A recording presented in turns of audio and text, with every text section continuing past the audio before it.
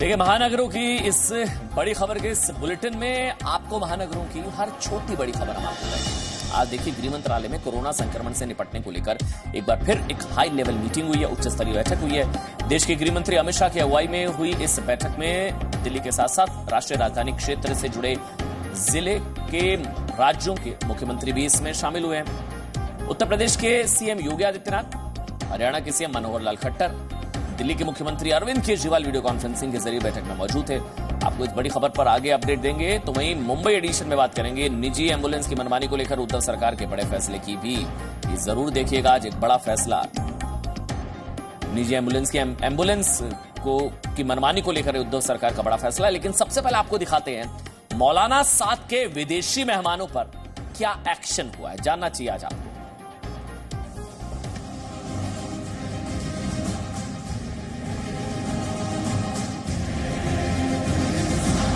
दिल्ली के निजामुद्दीन मरकज में शामिल विदेशी जमातियों की फिलहाल देश वापसी संभव नहीं है। आज सुप्रीम कोर्ट में सुनवाई के दौरान केंद्र सरकार की ओर से कहा गया कि जब तक विदेशी जमातियों के खिलाफ भारत के किसी भी राज्य में दर्ज आपराधिक मुकदमे की सुनवाई पूरी नहीं हो जाती, तब तक इन्हें इनके देश भेजना संभव नहीं है।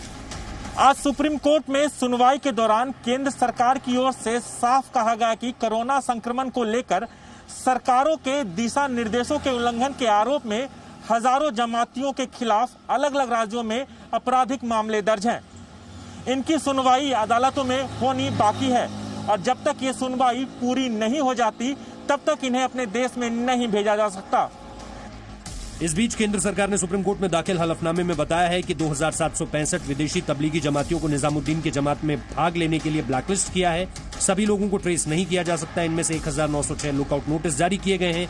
11 राज्यों ने लॉकडाउन मानदंडों का उल्लंघन करने के लिए उनके खिलाफ 205 FIR दर्ज की है और 2679 वीजा रद्द किए गए हैं। जमात से जुड़े 34 देशों के लोगों ने सुप्रीम कोर्ट में याचिका दायर कर कहा था कि 3500 विदेशी सदस्यों को बिना उनका पक्ष सुने केवल एक प्रेस रिलीज के जरिए उनका वीजा रद्द कर उन्हें ब्लैकलिस्ट कर दिया गया था। याचिका का विरोध करते हुए सॉलिसिटर जनरल ने कहा है कि वीजा जारी करना या रद्द करना सरकार का संप्रभु फैसला है, इसमें कोर्ट दखल नहीं दे सकता। सुनवाई के दौरान सॉलिसिटर जनरल ने कोर्ट को बताया कि प्रत्येक मामले में अलग अलग आदेश जारी किया गया था और इसकी सूचना संबंधित व्यक्ति को ईमेल के जरिए दी गई थी। सॉलिसिटर जनरल की इस दलील के बाद कोर्ट ने कहा कि उस आदेश को हाईकोर्ट में चुनौती दी जा सकती है। सुप्रीम कोर्ट में अगली सुनवाई 10 जुलाई को होगी। इस बीच सरकार उन्हें उनके बारे में जारी आदेश की कॉपी देगी। राजू राज के साथ महेश गुप्ता, जी मीडिया, दिल्ली। और एक अच्छी खबर है, कोरोना वायरस के खिलाफ जारी जंग के बीच दिल्ली में आज से प्लाज्मा बैंक खुल गया है। बहुत अच्छी खबर है, प्लाज्मा बैंक खुल गया है। मुख्यमंत्री अरविंद केजरीवाल ने इसकी शुरुआत की। सीएम ने कोरोना संक्रमण से ठीक हुए ज्यादा से ज्यादा मरीजों से प्लाज्मा डोनेट करने की अपील की है।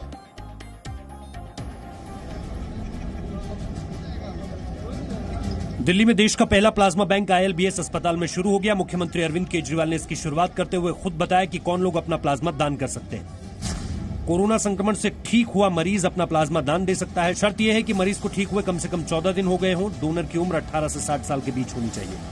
इसकी एलिजिबिलिटी बड़ी सख्त है। कौन लोग प्लाज्मा दे सकते हैं? सबसे पहले तो आपको कोरोना हुआ होना चाहिए, बीमारी हुई हो, आप बीमारी से ठीक हो गए हों और आपको ठीक हुए कम से कम 14 दिन हो गए हों। आपकी उम्र 18 से 60 साल के बीच में होनी चाहिए।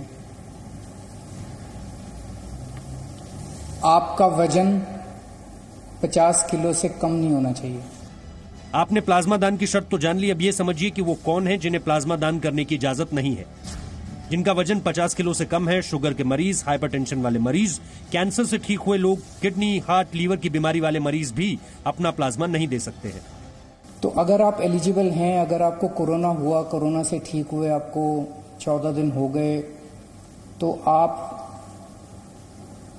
प्लाज्मा डोनेट करने के लिए तैयार हैं, तो आप इस नंबर पे फोन करके हमें बता सकते हैं।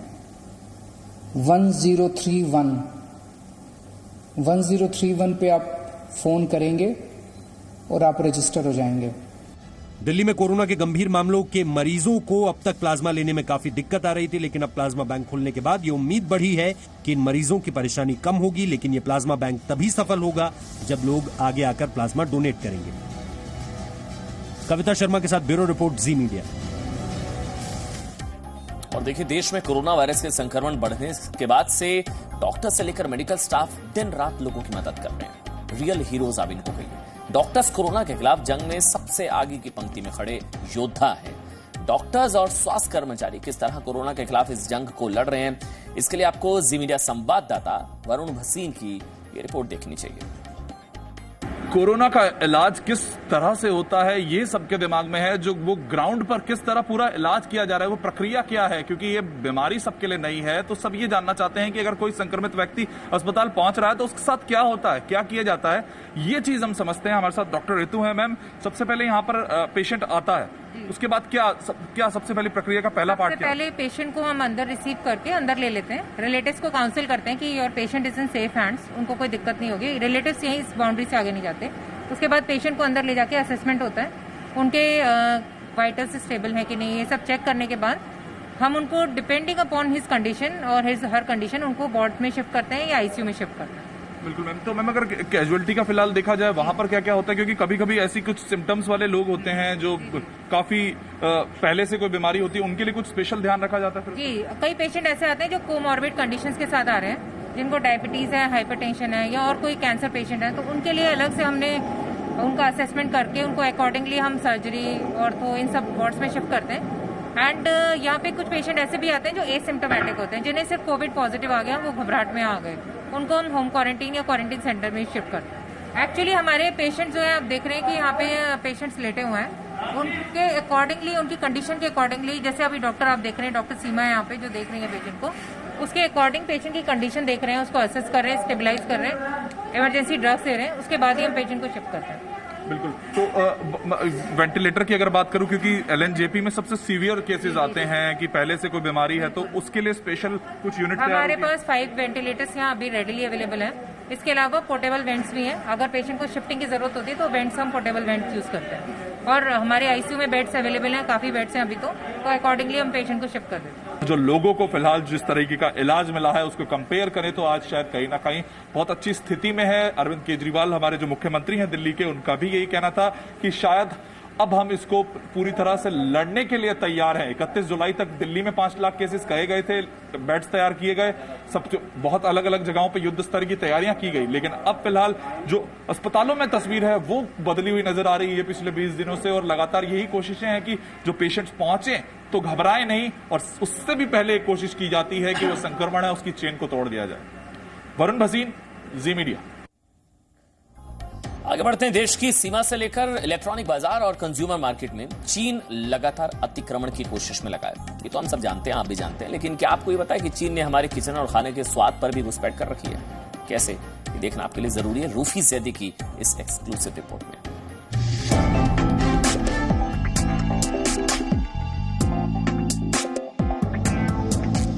बाजारों और गली मोहल्लों की किराना की दुकानों तक में ये राजमा आपको बेहद आसानी से मिल जाती है। हैरानी की बात यह है कि लोगों को इस बात का अंदाजा तक नहीं कि ये राजमा जो हम बाजार से खरीद कर अपने घर ले जाते हैं वो चीन से आई है। चीन की घुसपैठ सिर्फ इलेक्ट्रॉनिक्स, मोबाइल फोन या खिलौनों तक नहीं है, बल्कि चीन आपके किचन तक घुसा हुआ है। शायद आपको जानकर हैरानी हो कि अक्सर आपके घर में जो राजमा बनता है वो चाइना से आता है। ये अगर राजमा आप देख रहे हैं तो ये राजमा चाइना से मंगाया जाता है और इसको आपने कई बार खाया भी होगा, हो सकता है आपके किचन में आज भी मौजूद हो। जबकि ये जो लाल रंग का आपको राजमा दिख रहा है, गहरे रंग का और छोटे जिसके दाने हैं, ये जो राजमा है ये भारतीय राजमा है। जानकार मानते हैं कि चाइनीज राजमा की ज्यादा डिमांड की वजह इसकी सप्लाई चीन से लगातार बनी रहती है। इस राजमे की सप्लाई रेगुलर चीन से बनी रहती है, और दूसरी तरफ जो हमारे भारतीय राजमा हैं उनकी साल भर में टाइम पे अलग अलग क्षेत्रों में भारत के फसलें आती हैं, पर उनकी प्रोक्योरमेंट की पॉलिसी और किसानों को दाम नहीं मिलने के कारण उनकी उपलब्धता की कोई गारंटी नहीं होती, जिसकी वजह से होलसेल मार्केट में होलसेल का व्यापारी चीन का राजमा, आयातित राजमा मंगाकर आगे अपनी सप्लाई में निरंतरता बनी रहे, इसीलिए चीन के राजमे पे ज्यादा विश्वास करता है, भारतीय राजमे पे नहीं करता। तो इस बार जब आप अगर राशन खरीदने के लिए बाजार जाएं तो अपने लिए स्वदेशी राजमा ही लेकर आएं। 50% से भी ज्यादा जो मार्केट है राजमा का वो चाइनीज राजमा का है, जबकि जो भारतीय राजमा है वो बेहद कम मात्रा में बिकता है, क्योंकि उसके बारे में लोगों को एक तो ये भी लगता है कि जो राजमा है बहुत कम जगह मिलता है, आसानी से आपको मिल नहीं पाता है, उसकी जो फसल है वो रेगुलर नहीं है, उसकी जो मार्केटिंग है वो भी नहीं है, और इसी राजमा को आपके आसपास के जो दुकानदार हैं वो भी रखते हैं क्योंकि ये आसानी से मिलता है, इसकी जो आवक है वो बनी रहती है, और ये एक बड़ी वजह है जिसकी वजह से भारतीय राजमा मार्केट में पिछड़ गया है। और अब हमें लोकल को वोकल करना है, जो किसान है उनको सपोर्ट करना है, और अब इस तरह के जो भारतीय राजमा है उसको अपनी थाली में इंक्लूड करना है। Rufi Zaidi, Zee media, Delhi. Presenting B News app, available on Google Play and App Store. Download it now.